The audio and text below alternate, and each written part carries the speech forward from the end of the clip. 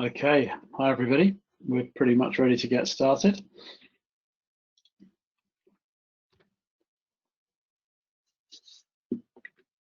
I'll just give folk a couple more minutes to, a couple more seconds to join us.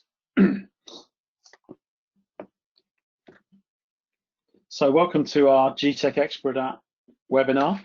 Today we'll be looking at designing better well patterns for onshore operators and also investors. There's a lot of M&A activity going on onshore at the moment, and we'll be looking at some tools today that are address kind of use cases for both of those sets of challenges. So just by way of introduce myself and my co-presenter.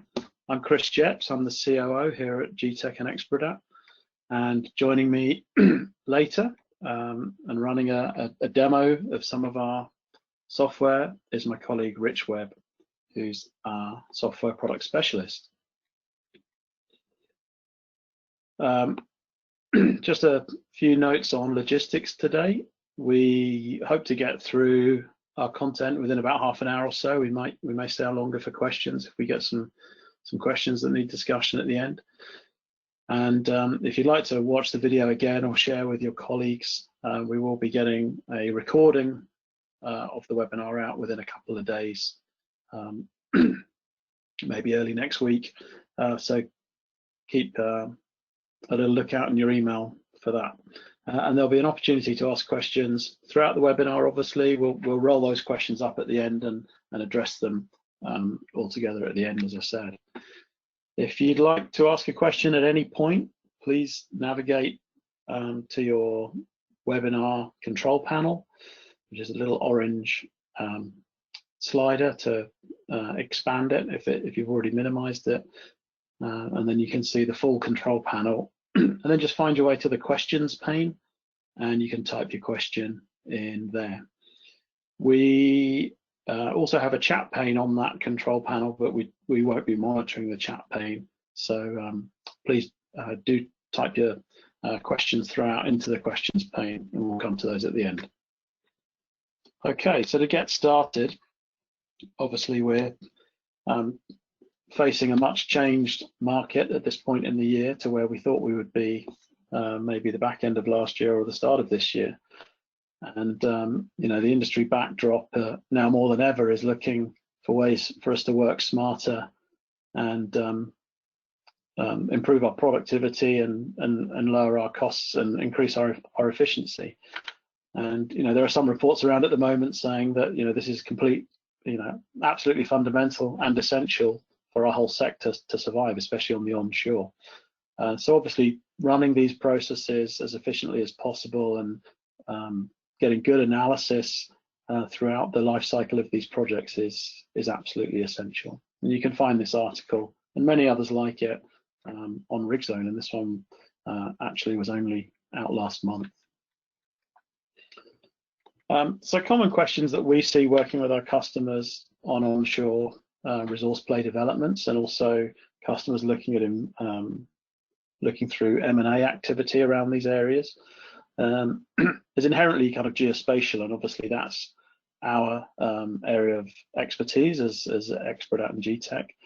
The kind of questions that people need answering is, how many wells can I fit in my rather irregular set of leases that I've got in my area of interest? Or I'm looking at a company's acreage position. How many wells do I think at a particular spacing will be needed to drill up that acreage? It's not just about wells. Also, there's questions of where are the best places to put pads? How many laterals should I put from the pads? Should those laterals be, or those pads be bilateral or unilateral, with wells coming in all directions from a pad or just one direction, and so on. Ultimately, how can I improve my well pattern design to be more cost effective, both in terms of drilling and how I value that acreage position? And as always with unconventionals onshore developments, there's a link between acreage and how much acreage you can put with the regulator and the wells you've drilled, because you can only declare acreage around wells essentially. So how much 1P, 2P, and 3P acreage will that model of wells or that well pattern that I've designed result in?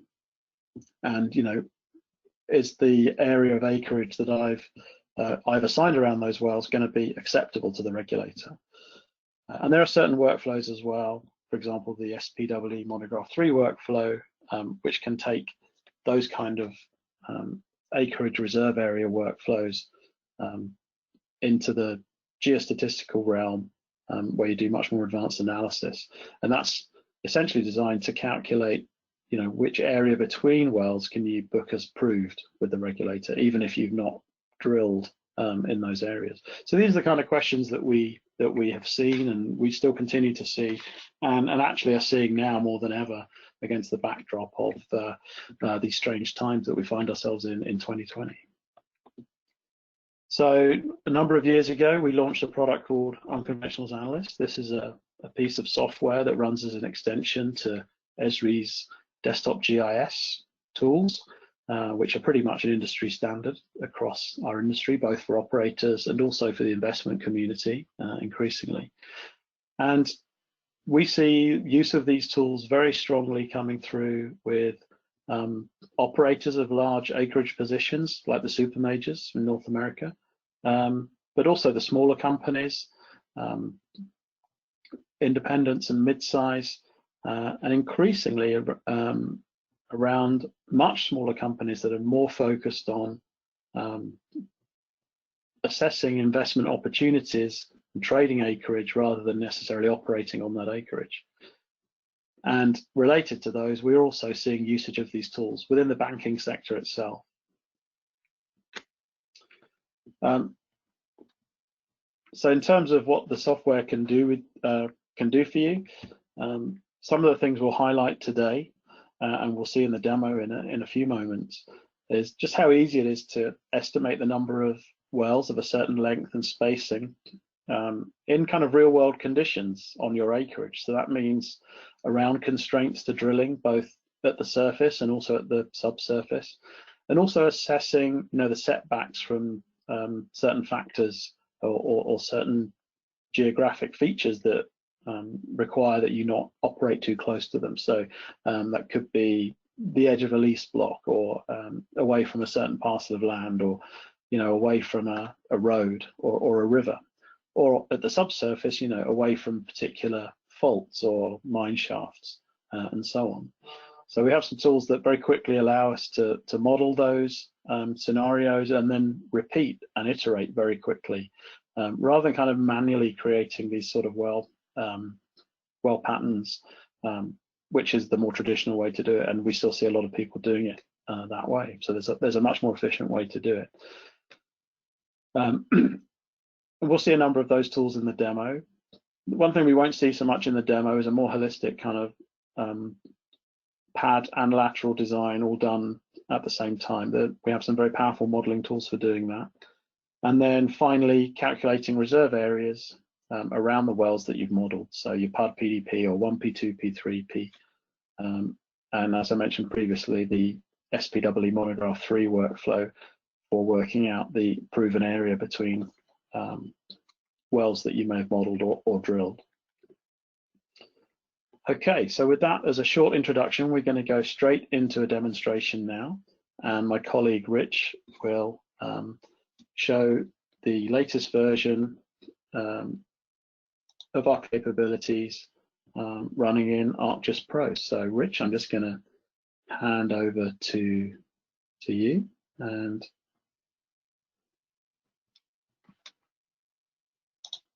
I will do that in just a jiffy.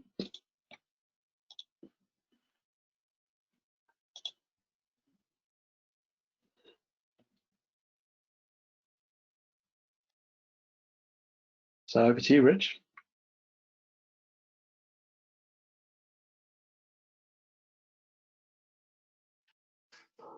Thanks, Chris. Yeah, cheers. That automatically unmuted me as well, which I was just typing.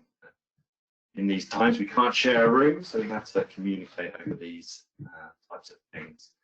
So you guys are seeing now ArcGIS Pro. and the Unconventionals Analyst tab at the top. This is a cheeky sneak preview of the 2.0 version that is currently being tested for release later in the summer. And I'm going to take you guys through a scenario here where I have a load of existing wells here in the southwest of my map, and the scenario here is we're looking at developing this area of land parcels in the northeastern part of the map, just outside Pittsburgh. So just to give you an idea, this land parcels layer, if I open the attribute table for this guy, it's almost 3,200 separate features. And if I zoom in a bit here, there are various different land parcels with some gaps in between them and irregularly shaped, and it's kind of a real edge case scenario, but I've designed this to kind of show the capabilities in a really extreme kind of geometric environment. We've also got a couple of existing wells. Maybe these are the first step out of exploration, and we're going to build a well pattern or a full kind of cycle around that, moving from creating constraints to drilling, creating potential well sticks, maybe some pads that can be retrofitted to those well sticks, and then creating reserve halos and estimating reserves based on those well sticks we're creating. So the first thing to show you is creating a constraint model. And if I turn on the surface features here, what I've got across this area is some rivers and some flood zones and some parks, or a park in this particular scenario, that I want to build some sort of go, no-go model around for surface operations. And all I have to do for that is, let's get a little better view, is start to put these into the create constraint set tool. So I can pick up here, I want to look at rivers and say I don't want to be within, let's say, 300 feet of a river. I don't want to be in a flood zone at all, so 0 feet. And in this pretty basic set of constraints, I also don't want to be within 1,500 feet of a park. I could add other things if I wanted to make this more complex, and rules can be changed to be a within buffer to force my way, or my model to be within certain constraints, certain areas. The output of this is a geodatabase, so I would simply click this, pick a location and set a name. I'm not going to force you guys to watch this live because we're trying to fit this into half an hour, and instead I'll show you the results of this exact run. And here we have this constraints layer for Allegheny County. And if I turn this guy off, let that refresh a sec. It's been a little difficult here, not redrawing. So what I'll do is I'll show you a new input, or output rather, that we have, is we've broken the constraints model now out by the individual layers that it uses. So I think if I turn off the surface features, we might get a better view. Here we go. Now we have the flood zones here in red. So it's broken out those individual ones. So if you're querying exactly where the river constraints are, you can do that, or the parks, which we'll just have in this area here. So that's a nice quick thing to do, is create a constraint model. And now we're going to look at filling this particular set of land parcels with some wells. So we have our create well sticks tool here. And the first thing I need to do is pick a set of leases that I want to analyze. In this case, it's these land parcels. Now, this is 3,200 separate little features, so I'm going to use a nice handy tool that's treated as contiguous, and this will kind of group these guys into contiguous sets to develop them together. I'm going to be very basic and say I only want a 100-foot setback. I do have a couple of existing wells, so I'm going to pop those in here and tell the tool to exclude anything where we overlap these existing wells. I also have something that I built earlier, which is a set of subsurface constraints, and those were built around this faults, very accurately drawn faults layer that I made, and this is the constraints model around that. So I just input that geodatabase, which is this Allegheny subsurface constraints. I'm just going to choose to analyze the overlap of those. And here I'm going to pick the method of how to fit well sticks. This is an enhancement to our well sticks tool. We have 3 separate methods. I won't go into them now, but I'm going to use the featured geometry. Here I'm going to use a 40-acre spacing method because that's what the existing wells roughly have. And I'm going to increase the gap between the ends and toes of other wells to 300 feet. Here I'm going to state a maximum lateral length of 10,000 feet and a minimum lateral length of, let's say, half a mile for argument's sake. The existing wells here, I'm just going to use another handy tool, which is the measure azimuth tool, just to check the rough azimuth here, 139 degrees. So let's say, I know better, 138, and give it a plus minus, a bit of wiggle room so the tool can orientate wells slightly differently to help fill that space. In the outputs, I can choose a depth mode. Let's just say we want a constant 10,000 foot depth in this case. So I'm just going to name this wells 40-acre webinar.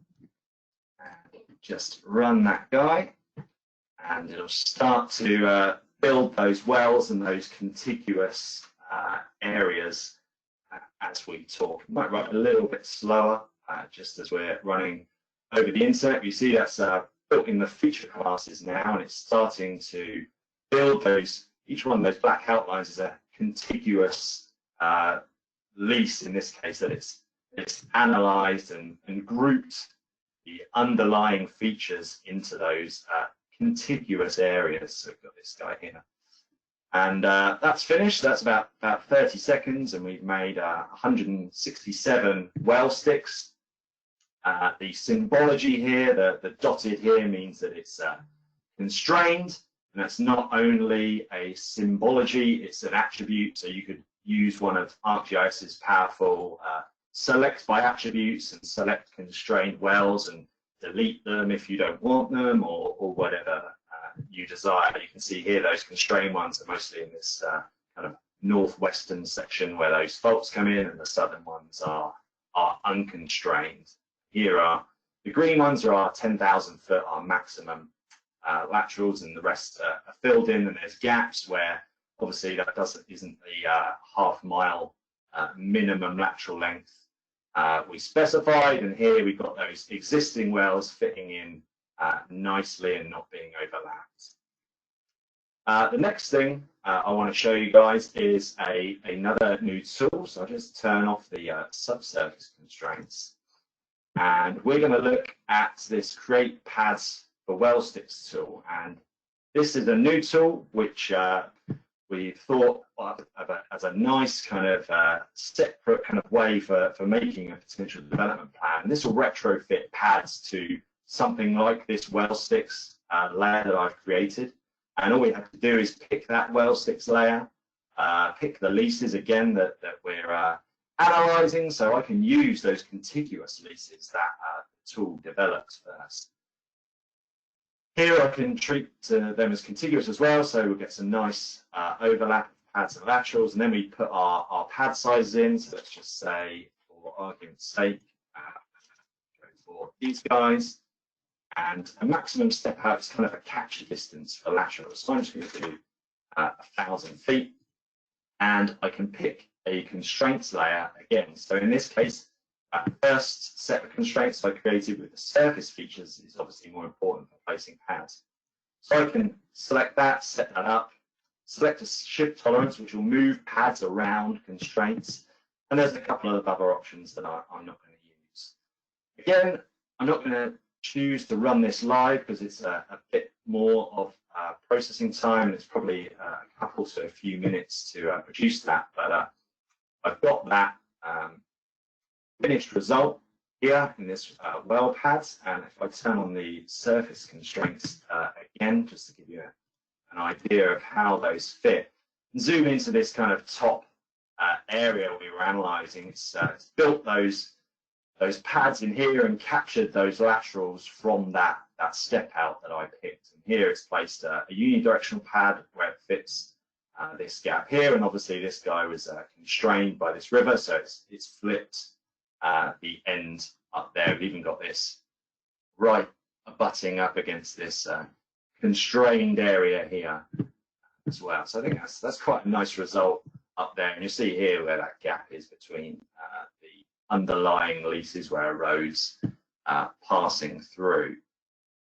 So once we've created kind of well Stix, and we like that idea, and we've created some pads as well, what we might want to think about is starting to name these wells with an idea of a development scenario. So we have some other tools for assigning asset IDs and then adding dates to those assets, so schedule assets or scheduling a drilling plan. But first I'm going to show you this assign asset IDs tool, and this is a really powerful, quick way of doing something that I think some people find really tedious. So all I have to do is pick up the well Stix and select where I want to name these guys from. If I wanted to use the licenses underneath, I could choose to group them, use that as a group by layer, and then it pulls attributes from that layer through to the name.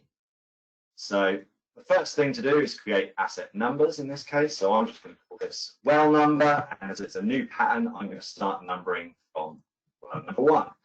If I had some numbers in the existing wells, I could choose to continue a number from those existing wells. The next bit is the asset name. So I'm going to continue with a trend and call this well name. And here's where you start to build some really powerful things. So if I had the group by layer set, I could choose a group by attribute here. So I could pull the lease name through from the lease layer into the well name. But I'm just going to use a constant value. Just assume that this is shale lease 1000, and I'm going to put a little / there because I'm going to add in the asset number that I'm creating above here. Add that with a couple of zeros because there's a lot of wells, and hit run on that guy. That shouldn't take too long. Now if I open the wells attribute table, which is docked and moves the map a bit, but if I just sort ascending here, we've got well numbers and well name assigned quickly in a matter of seconds to 167 well Stix. So we've made a well Stix pattern, we like it, we've assigned asset IDs. Here we can use schedule assets to set a drill date, for example. I won't show that one. What I'll show you is another new tool, which is create reserve halos, where we want to start assigning reserve numbers to these potential well Stix. So this is a nice new interactive tool, and some might recognize some functionality from the ArcMap version, but we've improved it further. And all I have to do is pick up the input wells, these well Stix, and in this case, I'm going to use clip to leases to summarize these by the lease. So I'm going to use these contiguous leases, which is, remember, this black outline. It's going to group reserve types by that. And I just got object ID here. I pick the reserves halo method. So I'm taking the well Stix and I'm applying a method. Just to show you quickly, this we can use with a well status. So if these well Stix had different well status, like production pattern here or exploration pattern, we can apply different patterns based on an attribute. But I'm going to be pretty basic, and we have a PRMS 2011 40-acre method that I'm going to apply to every single well stick in this pattern. And in here, we have PDP at 165 foot out from the well stick. Here we've got a 13-20-foot schematic, but it'll apply it to the full length of this well. So PUD is almost 500 feet out, and probable is a bit further out from that in the Y direction, and in the X direction we've got 1155 here. All these methods can be edited, removed. You can make new ones and then customize them, save them, whatever you want. But in this case, I'm just going to use the out of the box one, and I'm just going to call this Wells 40 acre Milo web, and hit run on that guy. This will take a little bit longer than naming them, but hopefully won't be too long. There we go. That's a pretty quick set of analysis, and I don't want to save those changes that I've made. And I could click into one of these leases now, and this is the PDP area and acreage for that contiguous lease. We have areas in acres and kilometers squared. I could also open up the attribute table, and if I were to sort this ascending, for example, license 1 has a PDP, a PUD, a probable, and a possible set of polygons with both areas in acres and kilometers squared. Just to kind of select those and show you guys that's all of license 1. I didn't actually click them all, did I? That's all of license 1. That's in there. Let's just clear that selection. The last thing to show you is the Estimate Reserves tool, and here we've got a Monte Carlo simulation engine that can really give you some powerful forward predictive results. And here I'm just going to pick approved area, which is an outline, a project area. I'm going to choose the existing wells to be my kind of base input, and here all I need is a performance attribute. So I've got GPI, initial production of gas, and I'm going to choose to simulate the 167 wells in a forward method. I'm going to choose to simulate those 50,000 times. So initially, it's got the existing wells here, and it calculates the statistics based on the statistics mode chosen. So I've got a lot of data for those existing wells. So I'm going to use the actual sample data. Gives you a neat little sum here. So that's 255 existing wells, and we've got just over 2 million in terms of GPI as a sum of all those wells. What I'm going to do is run 50,000 simulations using those existing wells as an input and the output of these 167 well sticks, like a future prediction. And we have those there in these graphical terms. So the mean of this guy is sitting in the 8.2 region. That's in terms of a mean well. We've also got that in terms of a sum of all those wells. Again, we have those in statistical form here. So your P90 for those 167 wells is going to be 8,000 in terms of GPI. We also have those in a summed way. So if you drilled those 167 wells, a P90 figure for those is 1.3 odd million in terms of the GPI. If you wanted some further ideas of how this works, I refer you to the monograph 3. I think it's chapter 4, which has some more worked examples of using this Monte Carlo method to forward simulate reserves. And that's the last thing I wanted to show you guys. I'll hand the presentation back to Chris, who will have maybe some closing slides and also some questions, hopefully, for me to answer. So let me just make Chris the presenter again. Great, thanks, Rich. So what we've seen Rich show there is starting off with how many leases did you have in that little area of the purple lease layer? It was 30, just under 3,200 little land parcels. It was designed to be kind of really complex to show the tool working around really difficult situations.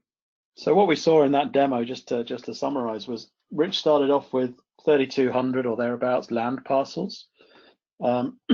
He built a couple of constraint models, one for the subsurface and one for the surface, indicating areas that would be difficult to operate in, or areas where we might want to pay attention while we're operating or while we're modeling wells. And then he ran a Stix algorithm to figure out how many wells we could realistically fit through those smaller land parcels. And when he ran that Stix analysis tool, it actually figured out all the land parcels that were contiguous. So instead of trying to put a stick on every land parcel, it built the areas that were contiguous. So if we zoomed in on that layer, you'd have seen that the thing that's stopping all of those wells, those land parcels being contiguous, are things like roads. So the roads are breaking that up. Obviously, we could have run the whole thing as one contiguous area, but we didn't. We wanted to show how you could model different wells in different contiguous parcels. We then modeled some pads through those wells to get an idea of the pad costs. And we looked at a reserve area model for PDP, PUD, possible and probable, which ran very quickly. Also created some unique identifiers for those wells. We could have added dates for like a drilling schedule to figure out how long it would have taken to drill those up, given a particular gap between the wells. And then at the end, we've taken the number of wells that we've modeled and said, okay, well, taking the production figure from the closest wells that we have, which were down to the southwest, and sampling the production measure for those wells, what would we forecast our production to be for those 160 odd wells that we modeled? And obviously he's done that very quickly, all within this demo workflow.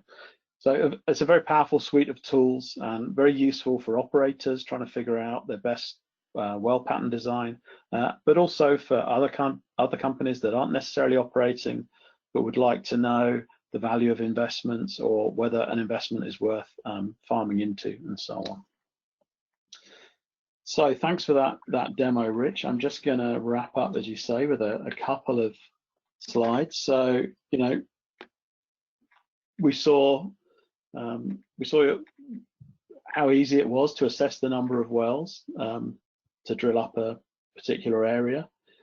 We didn't actually see doing a more comprehensive well development plan, but there are tools within the software that allow us to model pads and laterals together. And when we do that, we're really looking for the most cost-effective way of drilling up a particular area. So obviously, because we can run these iterations so quickly, we can use different parameters, and we can assess different sensitivities. Things like a greater setback distance, or a longer well length, or a shorter minimum well length, and so on. And then obviously we saw some of the reserve stuff at the end, modeling 1P, 2P, 3P acreage, and also looking at a potential forecast for well production. So for those of you that aren't aware of the Unconventionals Analyst tool, that's been a quick run through of its capabilities in a kind of a real world scenario, which we see both our operator customers and also more of our kind of investment sector customers using. So we have had some questions come in through the webinar, which is great. We're just over the half an hour, so we're reasonably on time. So one question for you, Rich, which came in pretty quickly, was which version of ArcGIS Pro are you using? And does it support version 2.5? I was using 2.5, so yes. The newer version will be 2.3 through 2.5, I think. Great. So it's kind of a related question. Is this delivered as an add-in or add-on for ArcGIS Pro? I can answer that. Yes, this is an ArcGIS Pro add-in that adds the functionality into ArcGIS Pro. Another question, will the well Stix show up in 3D? So the well Stix tool works in 2D and has the depth as an attribute. if you wanted 3D wells, the development plan tool does create the 3D Z-enabled lines, like you had on that slide just now, I think. Yeah. Yeah, that one there. Yeah. So the well sticks actually are assigned with a depth, and they will display at depth in 3D as well. So I think that's a long answer. I think the short answer is probably yes. Yeah. Can we handle multilaterals? I guess this question is multi-bench is the word used, but I think what we're talking about here is kind of wine rack geometries. So can we handle multiple levels of laterals at depth, Rich? So you can create multiple levels at the same time using the development plan tool. Also now in the well sticks tool, we've added an extra bit of functionality called lateral offset. So you can laterally offset a pattern by a specified amount. So it can help you build that wine rack geometry now in well sticks tool, and also the development plan tool first, and now also the well sticks tool. Brilliant, thanks, Rich. There's a question here which I'll try and handle. Rich, maybe if you can just, in order to answer this, I'll probably just need you to open up or share your screen in Pro. So yeah, let me just pass you back control. So the question is, what are the specific improvements that we've made in this latest version of the software that we're going to be releasing soon? The short answer is there's a really large number of improvements in this new version throughout all of the tools and a number of new tools. So we can highlight the new tools that we have in this latest version. So the create paths for well sticks, that's a new tool. I think the schedule assets and the assign asset IDs are new. They were in the ArcMap version, but we've created a kind of greatly enhanced version for the ArcGIS. They were in version 1, but they've been improved. They've been improved. Okay, thank you. And then the Reserve Halos tool, which we saw in the demo, that's new. And the Estimate Reserves tool, that is also new. But that said, things like our well sticks tool, which was in the previous version, that has been significantly enhanced and probably does, handles twice as many kind of different types of scenario perhaps as it used to. And likewise, the create development plan has been significantly enhanced. So there's a lot of functionality in the software, and it's just sort of too much to go through in a single brief webinar. But we will be running when the release is out, for those people who are customers, we will be running a what's new in the new version style webinar. So look out for that.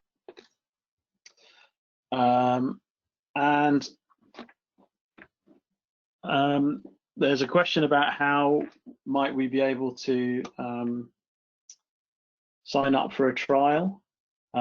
Rich, do you want to hand control back to me, and hopefully I've got a link on a PowerPoint. If not, I will speak to that question. So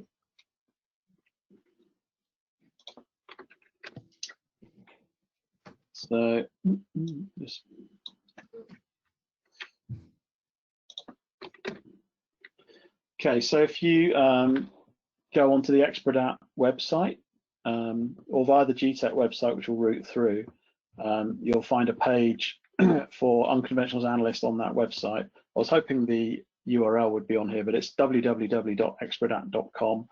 Take a look at the website. You can find us in all the usual social media places, and obviously we'll be in touch with folk after this webinar. So if you have further questions, then feel free to get in touch with us via that feedback process as well. So at that point, I'd like to thank everyone for joining us today. We'll be getting the video out soon if you'd like to share it with your colleagues. If you have any issues with those videos, sometimes they can be a bit glitchy, just let us know and we'll post it up to, like a YouTube or a Vimeo or something. and we'll make sure you're able to revisit that or share with your colleagues. So thanks again, everyone, for joining us, and thanks, Rich, for the demo. And Thanks, guys. Thank you. Here's to a successful 2020 for everyone.